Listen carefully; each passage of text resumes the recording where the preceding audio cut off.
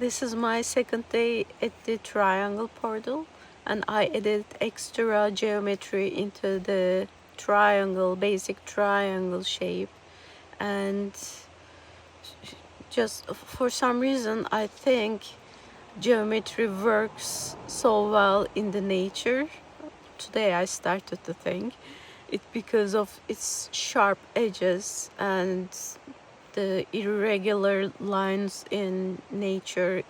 The contrast somehow makes it I don't know, more solid, let's say, and delish. And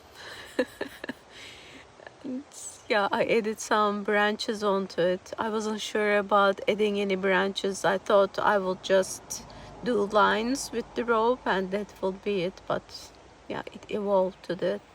And my favorite spot, yep, I had to go, and it was full of sand and yeah, not all that comfy.